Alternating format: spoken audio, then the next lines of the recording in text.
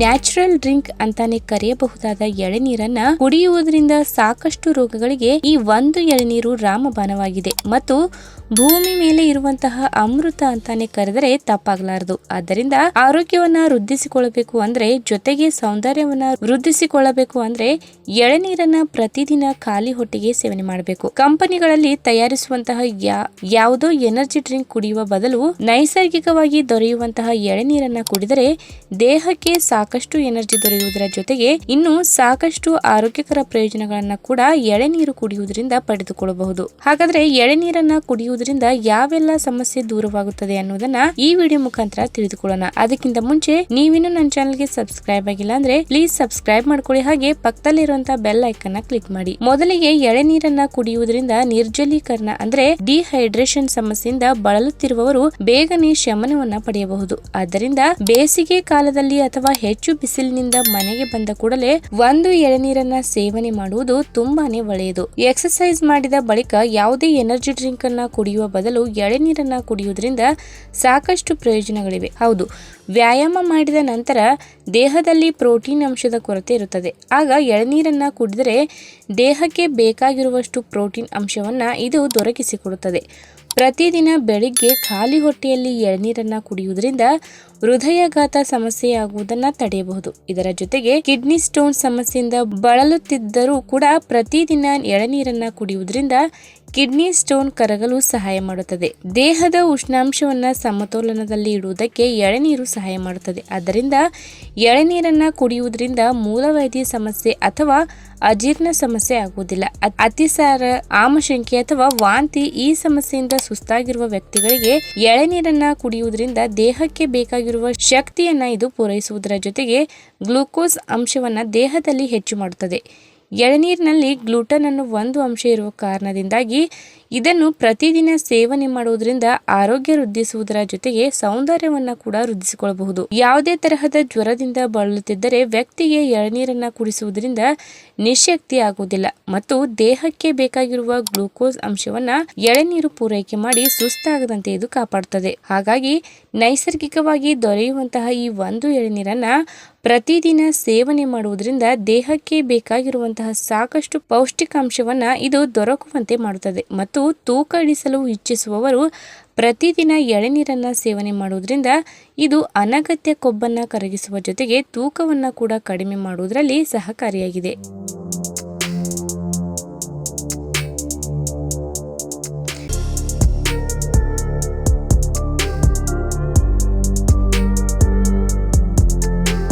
ಕಬ್ಬಿನ ಹಾಲು ಅಥವಾ ರಸವು ದೇಹದ ಶಾಖದ ಪ್ರತಿಕ್ರಿಯೆಯನ್ನ ನಿರ್ವಹಿಸುತ್ತದೆ. ಇದು ಹೊಟ್ಟೆಯನ್ನು ತಂಪಾಗಿರುವಂತೆ ಮಾಡುತ್ತದೆ. ಕೇವಲ 10 ಅಥವಾ 15 ರೂಪಾಯಿಗೆ ದೊರೆಯುವ ಪೋಷಕಾಂಶವುಳ್ಳ ಪಾನೀಯವನ್ನ ಆರೋಗ್ಯದ ದೃಷ್ಟಿಯಿಂದ ಕುಡಿಯುವುದು ಒಳ್ಳೆಯದು. ಕಬ್ಬಿನ ರಸವು ಕರುಳನ್ನ ತೆರವುಗೊಳಿಸಲು ಸಹಾಯ ಮಾಡುವುದಲ್ಲದೆ ಚಯಾಪಚಯವನ್ನ ಹೆಚ್ಚಿಸುತ್ತದೆ. ಒಟ್ಟಾರೆಯಾಗಿ ತೂಕ ನಷ್ಟಕ್ಕೆ ಕಾರಣವಾಗುತ್ತದೆ. ಚಳಿಗಾಲದಲ್ಲಿ ಕಬ್ಬಿನ ರಸವು ಅತ್ಯುತ್ತಮವಾದ ಪಾನೀಯವಾಗಿದೆ. ಸಾಮಾನ್ಯವಾಗಿ ಜನರು ಚಳಿಗಾಲದಲ್ಲಿ ನೀರನ್ನು ಕುಡಿಯುವುದನ್ನ ಸಂಪೂರ್ಣವಾಗಿ ಮರೆಯುತ್ತಾರೆ. ಅಂತವರು ದ್ರವ ಪದಾರ್ಥದಲ್ಲಿರುವ ಕಬ್ಬಿನ ರಸವನ್ನ ಕುಡಿದರೆ ಏನೆಲ್ಲ ಪ್ರಯೋಜನಗಳನ್ನ ಪಡೆಯಬಹುದು ಎಂಬುದನ್ನ ಇವತ್ತಿನ ವಿಡಿಯೋ ಮುಖಾಂತರ ತಿಳಿದುಕೊಳ್ಳೋಣ. ಅದಕ್ಕಿಂತ ಮುಂಚೆ ನೀವಿನ್ನೂ ನನ್ನ ಚಾನೆಲ್ಗೆ ಸಬ್ಸ್ಕ್ರೈಬ್ ಆಗಿಲ್ಲ ಅಂದ್ರೆ ಪ್ಲೀಸ್ ಸಬ್ಸ್ಕ್ರೈಬ್ ಮಾಡ್ಕೊಳ್ಳಿ, ಹಾಗೆ ಪಕ್ಕದಲ್ಲಿ ಇರುವಂತಹ ಬೆಲ್ ಐಕನ್ ಕ್ಲಿಕ್ ಮಾಡಿ. ಕಬ್ಬಿನ ರಸವನ್ನು ಕೇವಲ ಬೇಸಿಗೆ ಕಾಲದಲ್ಲಿ ಮಾತ್ರವಲ್ಲ, ಬದಲಾಗಿ ಚಳಿಗಾಲದಲ್ಲಿ ಕುಡಿಯಲು ಆರೋಗ್ಯ ತಜ್ಞರು ಶಿಫಾರಸು ಮಾಡ್ತಾರೆ. ಅಲ್ಲದೆ ಮುಟ್ಟಿನ ಸಮಯದಲ್ಲಿ ಕಬ್ಬಿನ ರಸ ಒಳ್ಳೆಯದು. ಮುಖ್ಯವಾಗಿ ಚಳಿಗಾಲದ ಸಮಯದಲ್ಲಿ ಜನರು ಹೆಚ್ಚಾಗಿ ನೀರು ಕುಡಿಯುವುದನ್ನ ಕೈಬಿಡುತ್ತಾರೆ. ಅಂತವರು ಬೆಳಿಗ್ಗೆ 1 ಲೋಟ ಸೇವಿಸಿದರೆ ಅನೇಕ ಆರೋಗ್ಯ ಪ್ರಯೋಜನಗಳನ್ನ ಪಡೆಯಬಹುದು.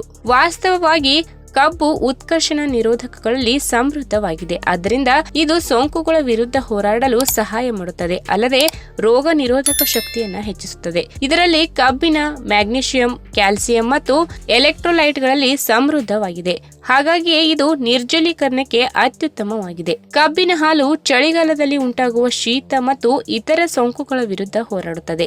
ದೇಹದ ಪ್ರೋಟೀನ್ ಮಟ್ಟವನ್ನ ಹೆಚ್ಚಿಸಿ ಜ್ವರವನ್ನ ಬಾರದಂತೆ ಕಾಪಾಡುತ್ತದೆ. ಇನ್ನು ಕಬ್ಬಿನ ರಸವು ಶಕ್ತಿ ಪಾನೀಯವಾಗಿ ಕಾರ್ಯನಿರ್ವಹಿಸುತ್ತದೆ. 1 ಲೋಟ ತಾಜಾ ಕಬ್ಬಿನ ರಸವು ದೇಹದಲ್ಲಿ ಕ್ಷೀಣಿಸುತ್ತಿರುವ ಶಕ್ತಿಯ ಮಟ್ಟವನ್ನ ಪುನಃ ನಿರ್ಮಿಸಲು ಸಹಾಯ ಮಾಡುತ್ತದೆ. ಅಲ್ಲದೆ ಇದು ಉತ್ಕರ್ಷಣ ನಿರೋಧಕಗಳಲ್ಲಿ ಶ್ರೀಮಂತವಾಗಿದ್ದು ಮೂತ್ರವರ್ಧಕವಾಗಿ ಪೂರಕವಾಗಿ ಕಾರ್ಯನಿರ್ವಹಿಸುತ್ತದೆ. ನಿಮ್ಮ ಯಕೃತ್ತಿನ ಆರೋಗ್ಯವನ್ನ ಕೂಡ ಕಾಪಾಡುತ್ತದೆ. ಆಯುರ್ವೇದದ ಪ್ರಕಾರ ನೀರು ಅಥವಾ ಜ್ಯೂಸ್ ಯಾವುದೇ ಪಾನೀಯವಾಗಲಿ ನಿಂತು ಕುಡಿಯಬಾರದು, ಬದಲಾಗಿ ಕುಳಿತು ಕುಡಿಯಬೇಕು. ಮುಖ್ಯವಾಗಿ ಕಬ್ಬಿನ ರಸವನ್ನ ಮಧ್ಯಾಹ್ನದ ಮೊದಲು ಕುಡಿಯುವುದು ಆರೋಗ್ಯಕ್ಕೆ ಒಳ್ಳೆಯದು ಎನ್ನುತ್ತಾರೆ ಪೌಷ್ಟಿಕ ತಜ್ಞರು. ಇನ್ನು ಕಬ್ಬಿನ ಹಾಲು ಮಧುಮೇಹ ಹೊಂದಿರುವವರು ಕುಡಿಯಬಹುದೇ ಎಂಬ ಸಾಕಷ್ಟು ಅನುಮಾನಗಳಿಗೆ ಉತ್ತರ ಹೌದು.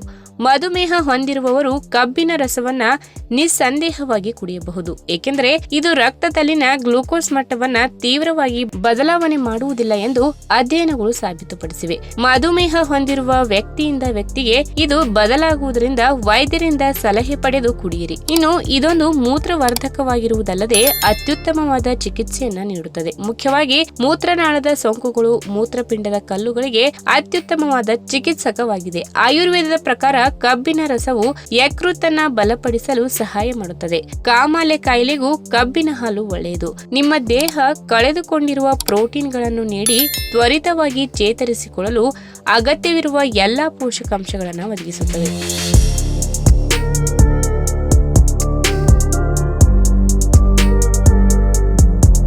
ಈ ವಿಡಿಯೋ ನಿಮಗೆ ಇಷ್ಟವಾದಲ್ಲಿ ತಪ್ಪದೆ ಲೈಕ್ ಮಾಡಿ, ಶೇರ್ ಮಾಡಿ, ಹಾಗೆ ನಿಮ್ಮ ಅನಿಸಿಕೆನ ಕಾಮೆಂಟ್ ಮೂಲಕ ತಿಳಿಸಿ.